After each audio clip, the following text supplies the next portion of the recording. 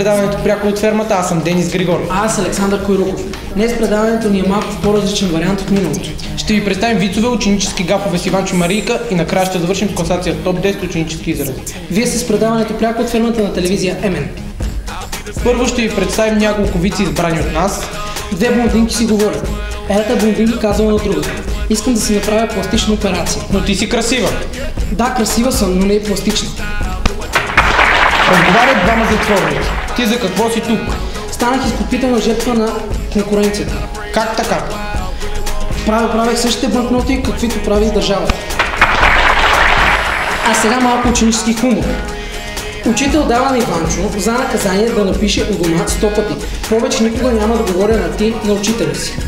На други ден учителя отваря тетрадката на Иванчо и гледа, че е написал изречението не 100, а 200 пъти. Казах ти 100, а не 200. За да ти е по-приятно. Една учителка пита Иванчо: Иванчо, кое е бъдеще време на глаголкрада? Отиваш в затвор. Госпожата Пистоле вдига Мария да показва на картата и я пита: покажи ми къде е Америка. Тук. Добре, а сега, деца, кажете ми кой открил Америка. Мария! Професорът, моля да събудете колегата до вас. Вие го събудете, все пак вие го преспахте. А сега наричаме нашето предаване с класация топ 10 на ученически изрази. На 10-то място сме класирали израза, че ти строшим главата. 9-та позиция заема жигкотика. 8-та, 7-та и 6-та позиция сме класирали изразите Боже, тъп си като тенджера и много си проста.